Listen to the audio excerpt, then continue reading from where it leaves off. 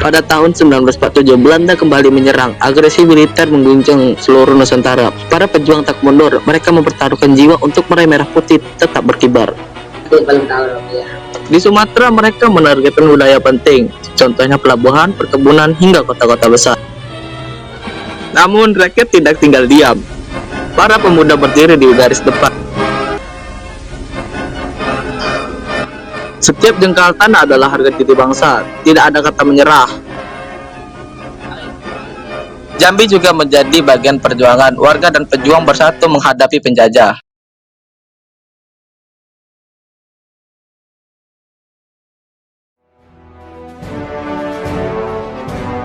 Museum Perjuangan Rakyat Jambi didirikan pada tahun 1993 atas prakarsa DHD 45 dan pemerintahan Provinsi Jambi.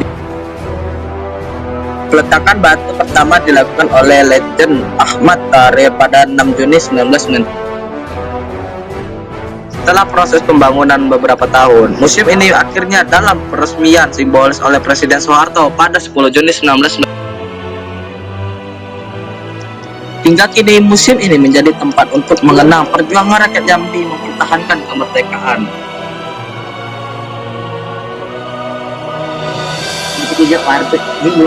Pesawat Catalina RI-005 adalah salah satu pesawat amfibi milik Angkatan Udara Republik Indonesia pada masa awal kemerdekaan. Pesawat ini menjadi bagian penting dalam operasi militer dan logistik Indonesia saat mempertahankan kemerdekaan.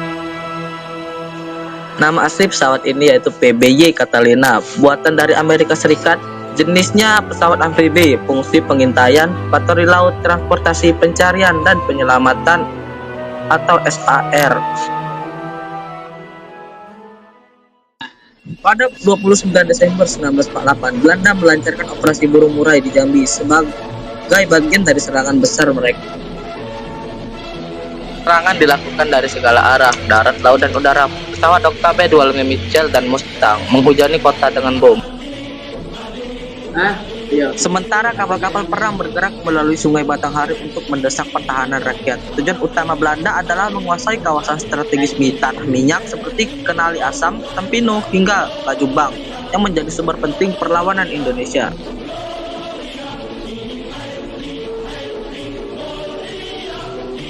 Di masa agresi militer Belanda II, Jambi menjadi salah satu benteng perlawanan.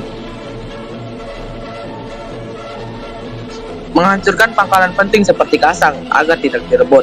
Sungai Batanghari dijaga ketat sebagai urat nadi logistik perjuangan.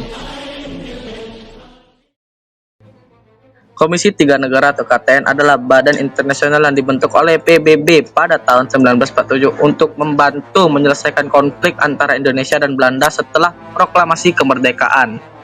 Terdiri dari negara sebagai penengah yaitu Amerika oleh Indonesia, Australia oleh Belanda, Belgia oleh kedua pihak. Perjanjian Renville ditandatangani pada 17 Januari 1948 sebagai hasil perundingan antara Indonesia dan Belanda. Dalam prosesnya dibentuklah Komisi Tiga Negara oleh Dewan Keamanan Perserikatan Bangsa-Bangsa pada Agustus 1947 untuk menjadi penengah konflik. United Nations Commission for Indonesia atau UNCI adalah lembaga bentukan Perserikatan Bangsa-Bangsa yang menggantikan Komisi Tiga Negara setelah Perjanjian Renville tahun 1948. Setelah Belanda kembali menyerang Indonesia pada Desember 1948, agresi militer II, dan menangkap para pemimpin Republik Indonesia, dunia mengancam tindakan ini. Dewan Keamanan PBB lalu mengeluarkan resolusi baru yang memerintahkan senjata-senjata, menuntut pemulihan pemerintah Republik Indonesia, mengganti KTN dengan lembaga yang lebih kuat. Itulah sebabnya KTN dibubarkan dan UNCI dibentuk.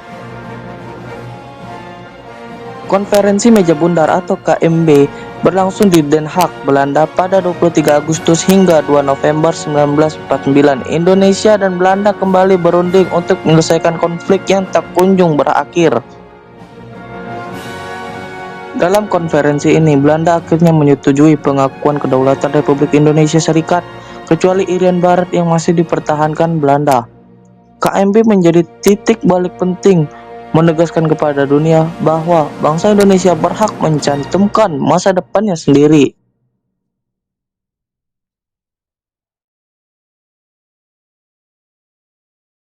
Setelah Indonesia memproklamasikan kemerdekaan pada tahun 1945, Jambi belum berdiri sebagai provinsi sendiri. Pada masa itu Jambi menjadi bagian dari Provinsi Sumatera, dan ketika pemerintahan membagi Sumatera menjadi beberapa provinsi baru, Jambi dimasukkan ke dalam Provinsi Sumatera Tengah bersama Sumatera Barat dan Riau.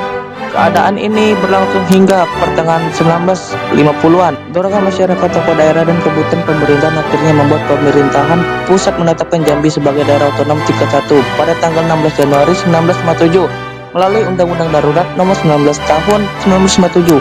Jambi resmi berdiri sebagai provinsi. R. Sudirman kemudian dilantik sebagai gubernur pertamanya. Sejak saat itulah Jambi berjalan sebagai provinsi mandiri dalam struktur negara Indonesia.